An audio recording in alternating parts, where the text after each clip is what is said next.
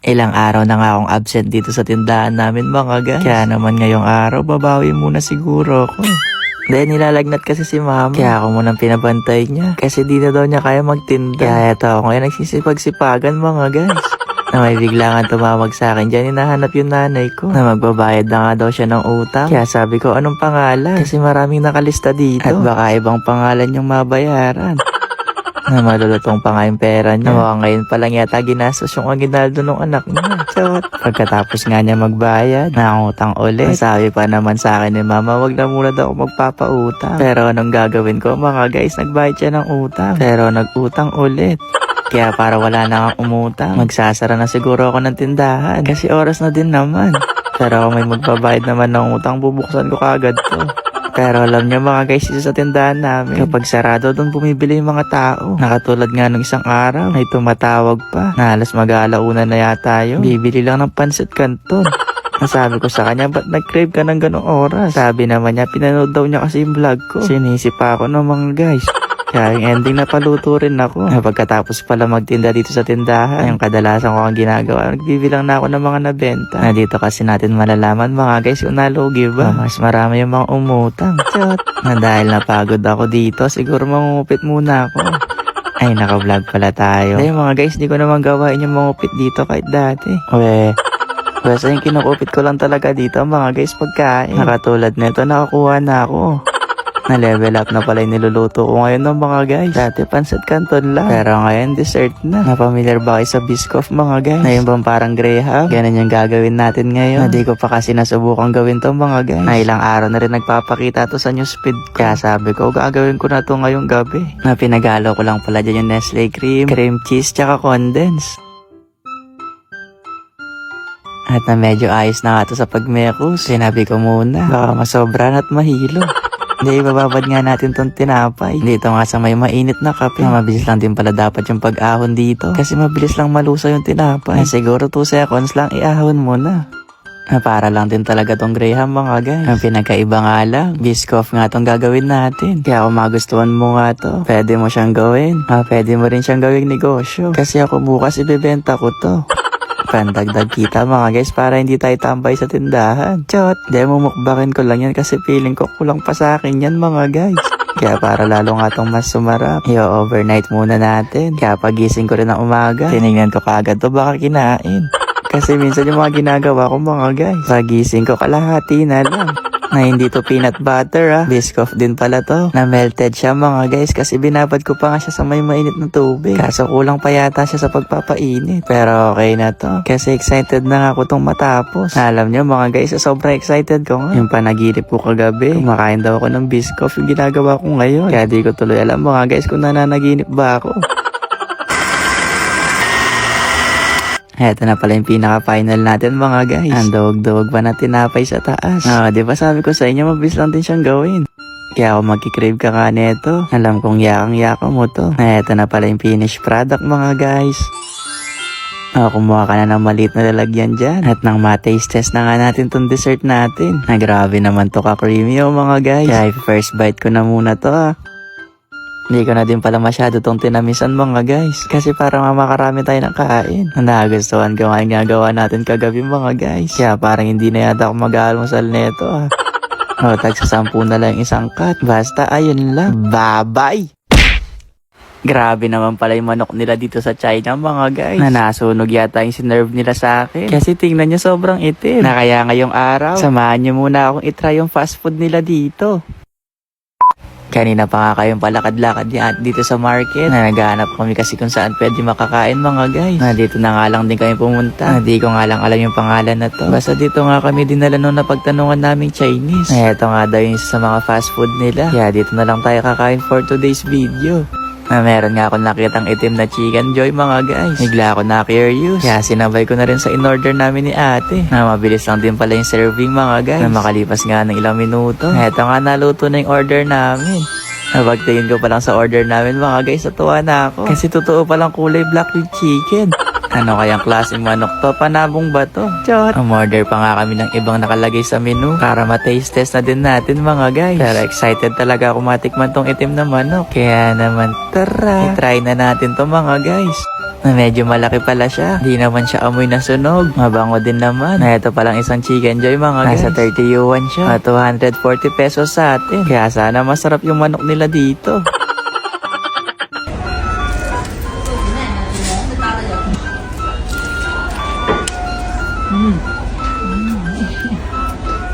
Masarap pala nito guys. Akala ko sunog-sunog muna. Masarap siya mga guys. Eto ba yung sinasabi ng don't judge the book by its cover? Chot! Di. Sobrang malasa yung manok nila dito. Na malalasahan mo din. Na parang may nilagay silang tanglad mga guys. Na medyo malambot din. Na parang nakapagpasarap pa nga tong itim. Kaya 10 over 10 yun. Na next naman mga guys. Etong maliit na isda. Na nakita ko lang sa menu. Nakakala ko nga nung una chicken nuggets siya. Pero hindi pala mga guys. Fish nuggets pala siya. Chot! Hindi. Para siyang mochi na ginawang isda. Ay nasa loob mga guys. Munggo yata to. Na parang mochi lang din. Umorder din pala kami nung tarts nila dito. Na favorite ko rin kasi to mga guys. Kaya sabay na rin natin sa taste test. Masarap din yung tarts nila dito. Yan nga lang sobrang lambot. Pero okay na yun kesa sa matigas mga guys. Ngayon next naman yung french fries nila. Ngayon napansin ko sa french fries nila dito mga guys. Medyo malalaki yung cut nila. Mataba ba yung french fries. Pero sa lasa, halos kapareho lang din nung sa atin. Lalo na kapag sinabayan pa nga ng ketchup. Na-order din pala kami ng sundae. Na eto may pagka-yellow yung ice cream. Na parang mango flavor yata to. Kasi medyo lasa ng mangga. Tapos yung topping sa taas strawberry. Kaya parang mas tumamis yung pagmamahal ko sa'yo. Masarap naman siya mga guys. Yung nga lang medyo natamisan ako ng konti. Next naman tayo. Yung kanilang hamburger. Ay chicken burger yata to. Na parang mas malaki yata yung burger nila dito mga guys. Kaya din siguro medyo mahal kasi siya. Kasi medyo malaki nga yung burger. Kaya burger ka sa akin ngayon. Hindi, tingnan nyo naman yung palaman sa loob. Purong manok talaga siya. Tapos may mayo. At saka na dun yung gulay.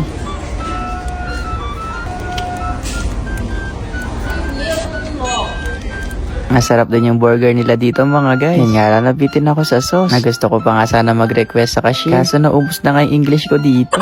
Kaya next na tayo mga guys. Dito naman tayo sa rice mill na order natin. Nantakaw ko ano. Pero hating magkapatid naman kami ni ate dito mga guys. Na ganito nga yung rice mill nila dito. Kaya naman i-taste test na natin to mga guys. Ngayon lasa nga nitong rice mill. Para ka lang din kumain ng chicken curry. Yung pagkakaiba nga lang nito mga guys. Yung manok pinrito. Okay naman din to mga guys. Kaya naman pagkatapos makapag-taste test. Eto si ate naman. Sige na mga guys, hanggang dito na lang ha. Ayun lang. Bye-bye!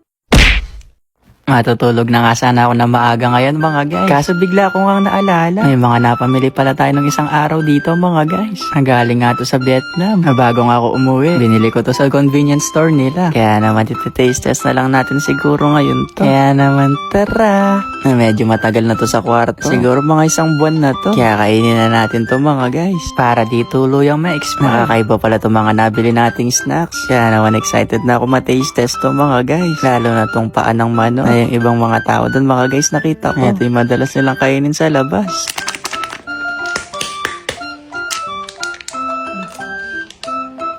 May pala siyang kaldereta mga guys. Tignan nyo. Ang tagal na yata ng paa dito sa loob ng plastic.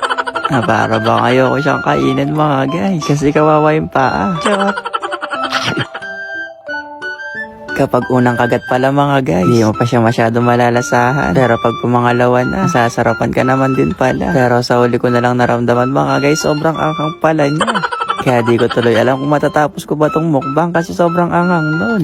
Next na nga tayo. Nanonood ba kayo ng Doraemon? Di ba si Doraemon mahilig yun sa hopya? At eto nga daw yung lagi niyang kinakain mga guys. Na ang liit lang pala nung tinapay ni Doraemon. Sa bagay pusa lang din kasi yun mga guys. Kaya sa kanya malaki na to. Meron din pala siyang palaman. Di ako sigurado mga guys kung tsokolate ba to. Di ko kasi masabi sa inyo kung ano yung palaman. Pero masarap siya mga guys. May isa pa nga flavor dito na para yata itong cheese flavor mga guys. Pero di ko na to itatry. Maging pusa na tayo mga guys. Ito na lang yung bubuksan natin. Hindi naman ako sa mahilig sa Doraemon no. Kaya naging kaboses ko na mga guys. Eto naman hindi ko alam kung ano to.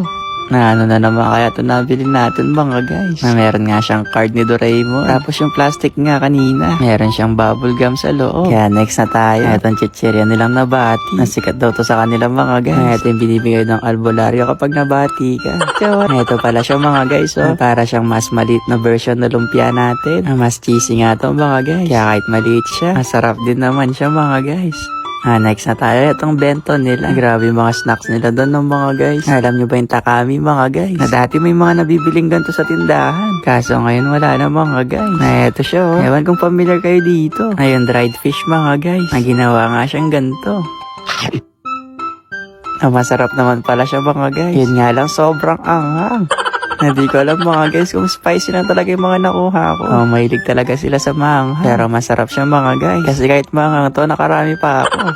Next na tayo. Ito sabi nung cashier, masarap daw to. Ito, pag dito masarap mga guys, ibabalik ko talaga to.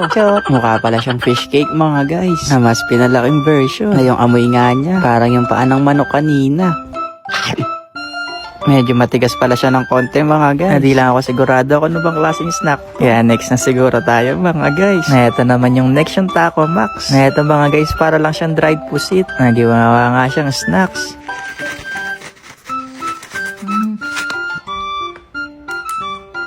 Medyo maanghang din to. Pero medyo sweet yung lasa. Ano ba yan? Puro maanghang to mga nabili natin. Ito pa pala mga guys. May nabili din ako dito na parang kiamoy.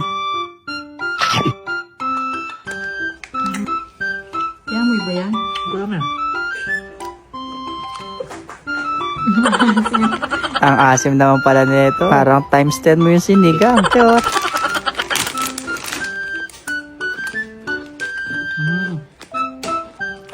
Masarap siya. Eto mga guys, nagustuhan ko siya. Para lang din siyang bread pan. Eto na siguro yung last 90 taste test natin mga guys. Masarap din naman to mga guys. Basta ayun lang. Bye-bye!